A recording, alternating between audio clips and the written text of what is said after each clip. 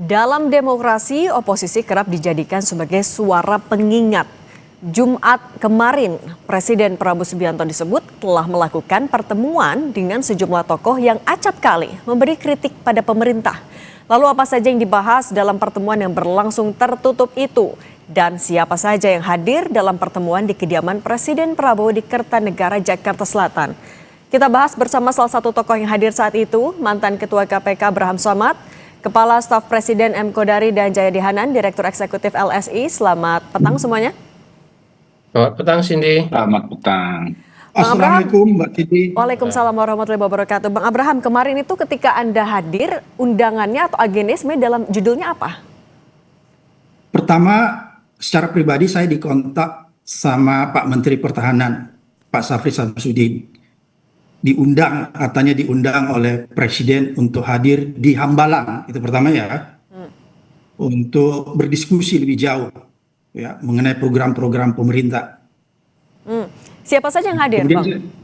Kemudian saya tanya Pak Safri, saya diundang dalam kapasitas apa? Pak Safri bilang, selaku mantan Ketua KPK yang kritis, kira-kira seperti itu. Oke, yang hadir di pertemuan siapa lagi selain Bang Abraham? Tadi seperti yang sudah disampaikan, kalau nggak salah ingat ya, Profesor Dr. Siti Suhro, terus Menlu Pak Sugiono, Mensesnek Pak Safri Samsudin, Maijen Purnawirawan Saki Makarim. Kalau untuk tokoh-tokohnya selain Bu Siti Zuhro, Pak Susno Duaji, Bang Abraham, ada lagi juga kah, Bang? Pak Said Didu. Oke.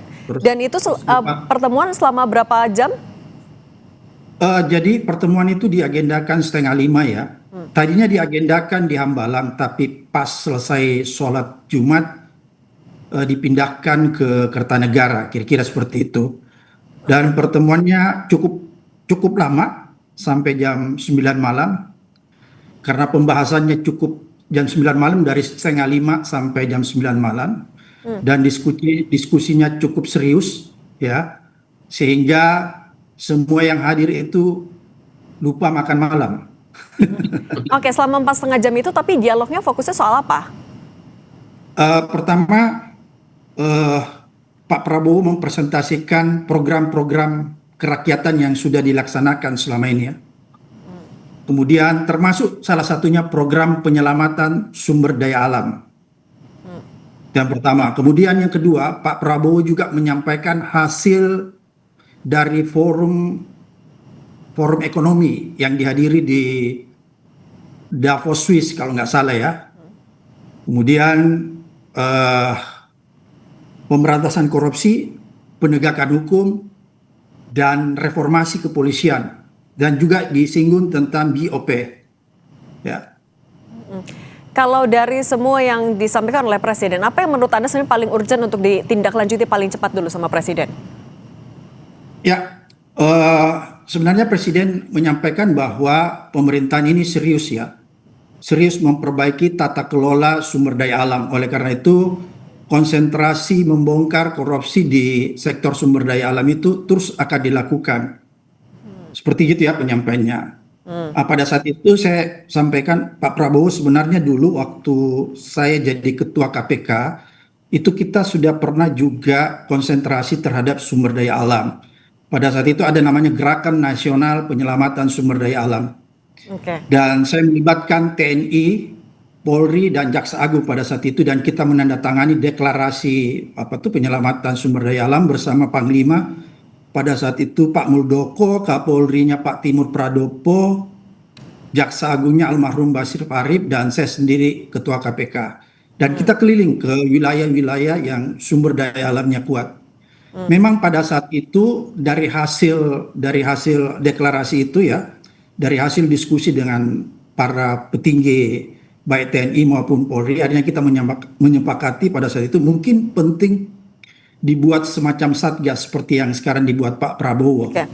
Tapi pada saat itu kita sudah sampaikan ke Presiden SBY, tapi keburu saya dikriminalisasi, ya, keluar dari KPK, jadi saya nggak tahu kelanjutan dari program itu. Tapi saya lihat tetap jalan. Oleh karena itu saya menyampaikan Pak Prabowo bahwa kita apresiasi. Cuma saya sampaikan bahwa pemberantasan korupsi itu harus serius. Oke.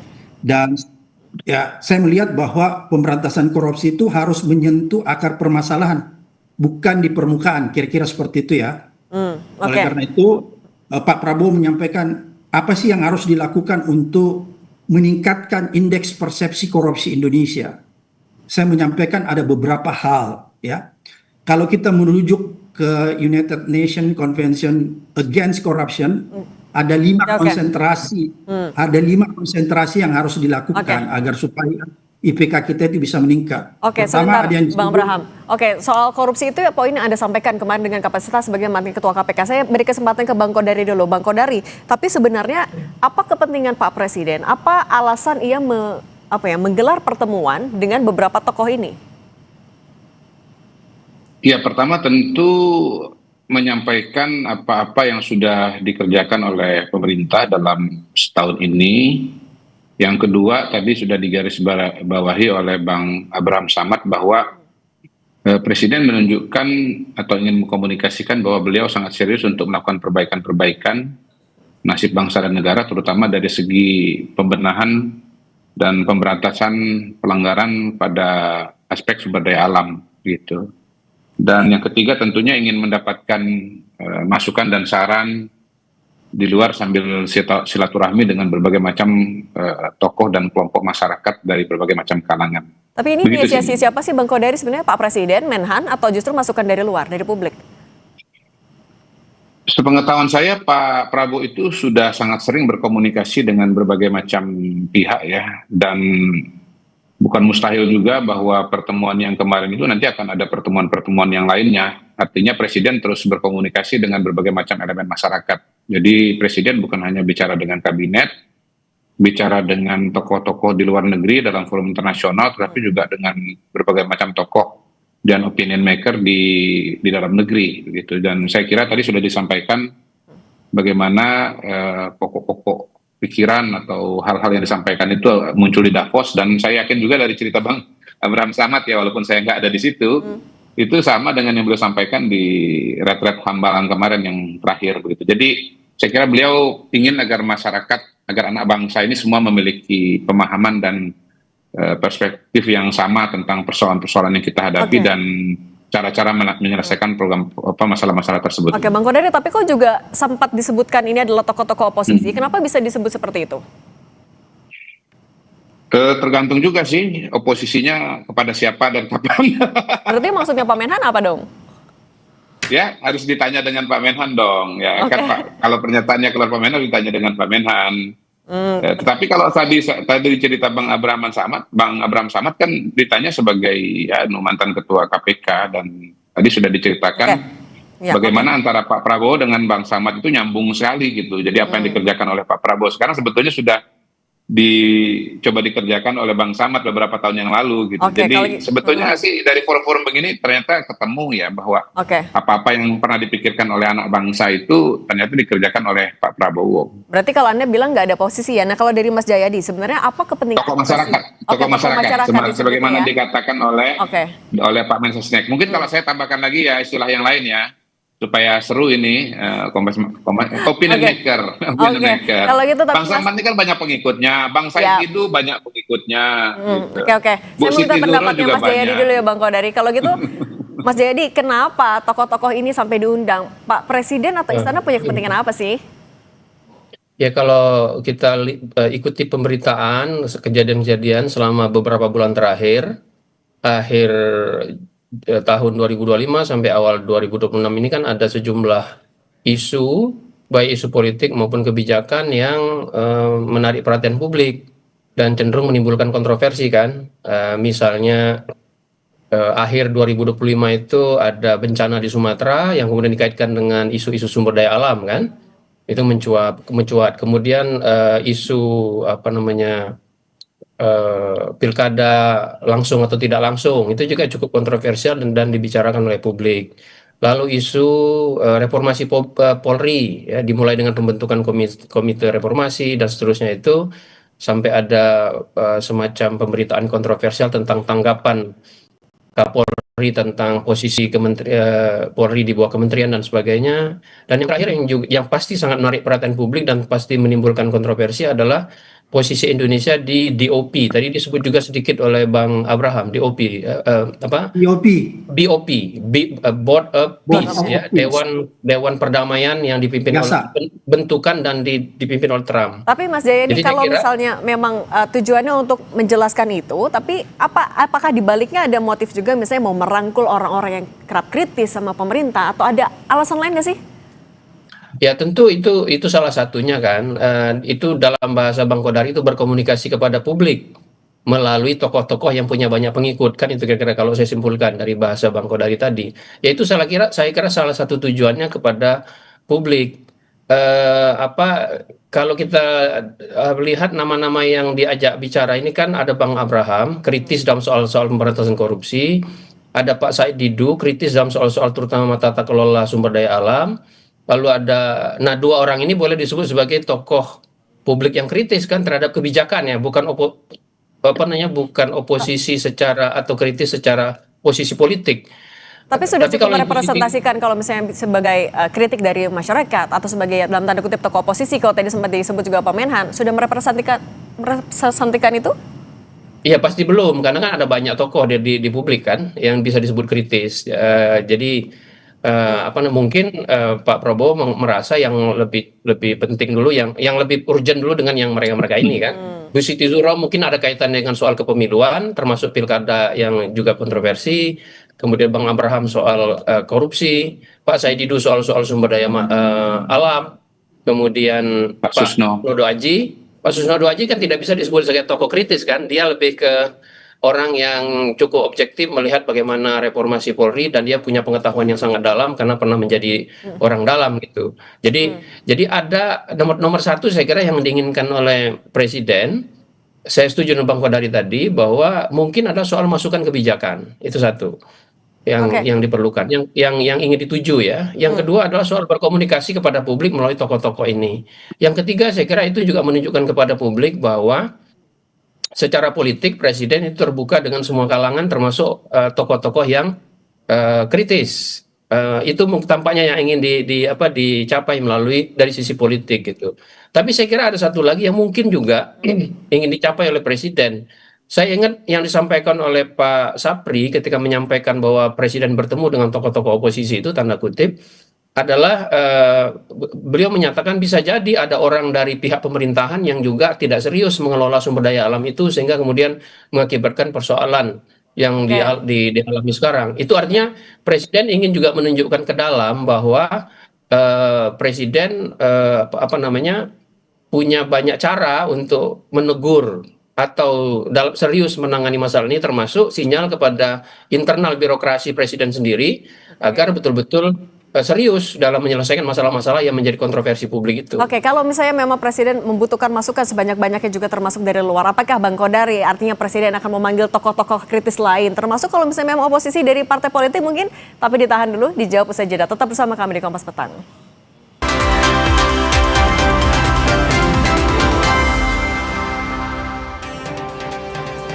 Kita lanjutkan dialog pertemuan Presiden Prabowo Subianto dengan sejumlah tokoh. Bang Abraham, kalau kemarin ketika pertemuan sebenarnya tapi seberapa bebas ruang dialog yang dibuka? Apakah tanya jawab itu bisa disampaikan secara luas, kemudian kritik juga Anda bisa menyampaikan dengan bebas?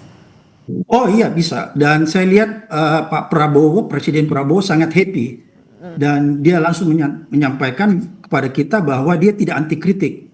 Jadi silahkan kritik di forum itu, makanya kenapa sampai lama? Karena kan masing-masing peserta itu menggunakan waktunya cukup lama, termasuk saya ya.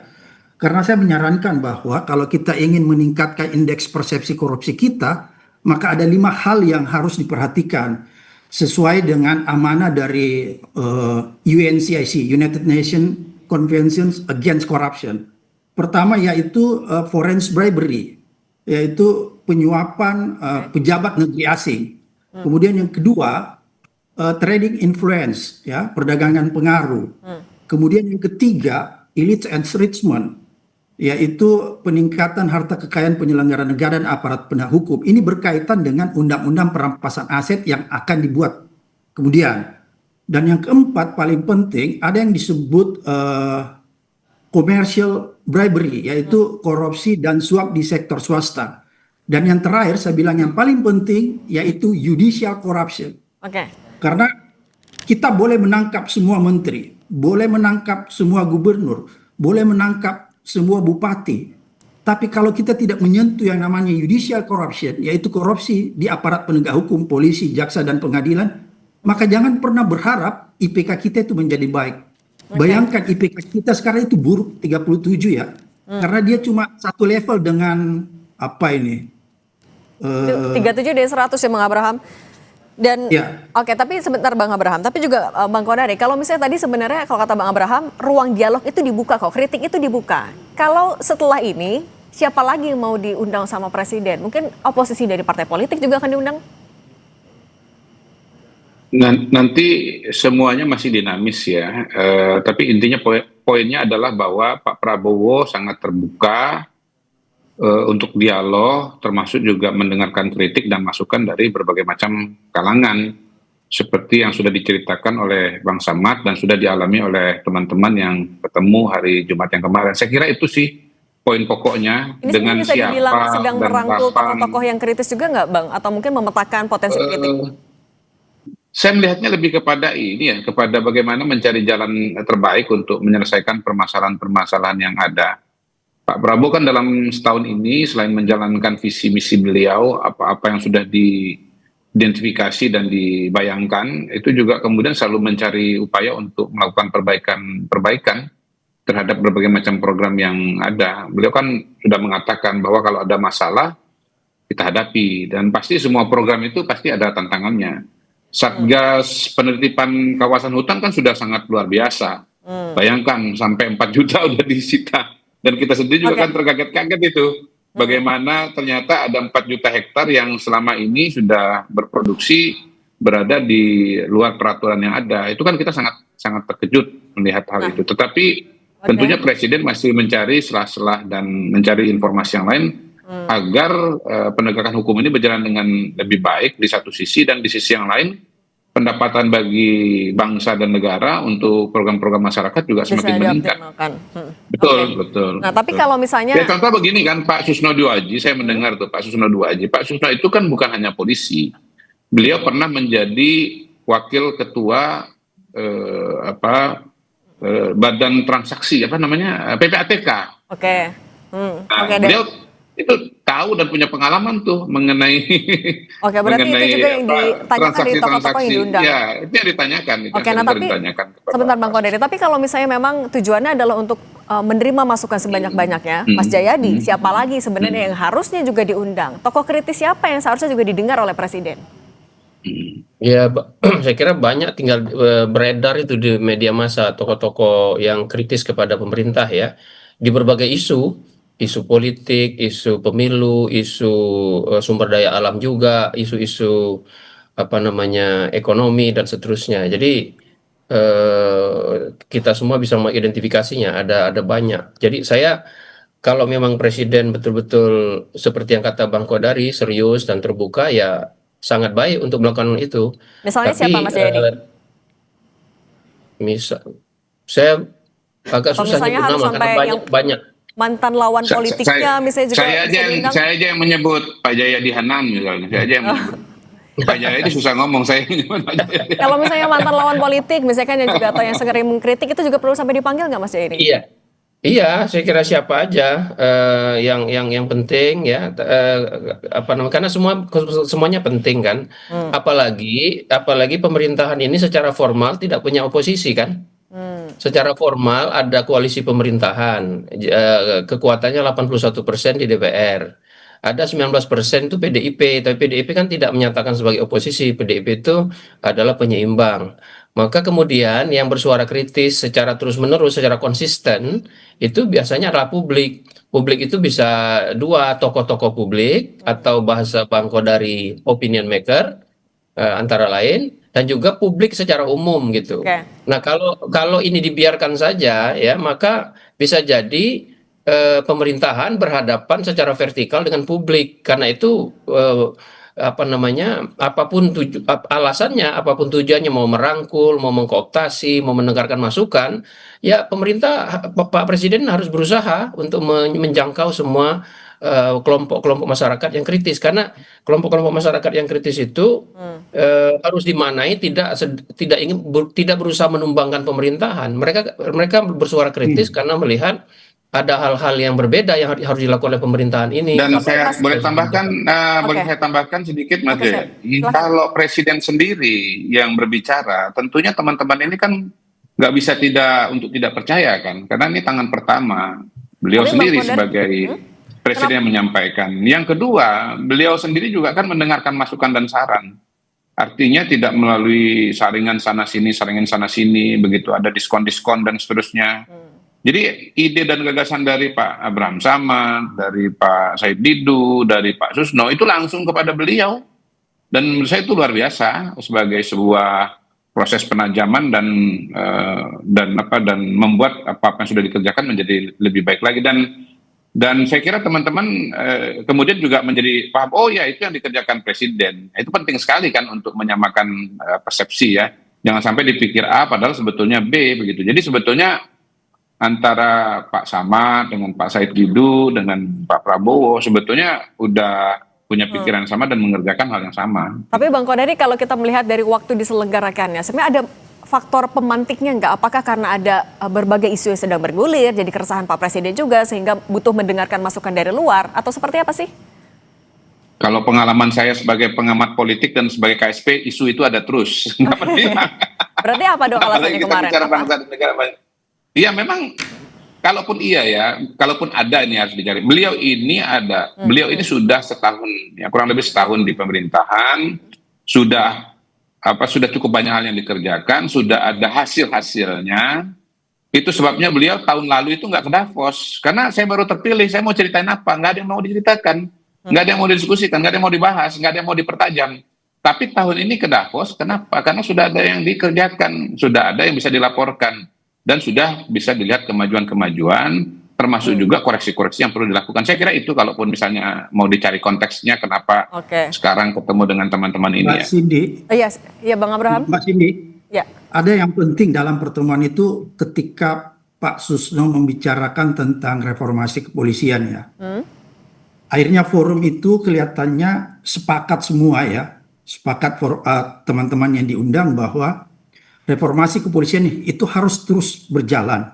Dan reformasi kepolisian itu baru nyata ketika ada pergantian pucuk pimpinan Kapolri.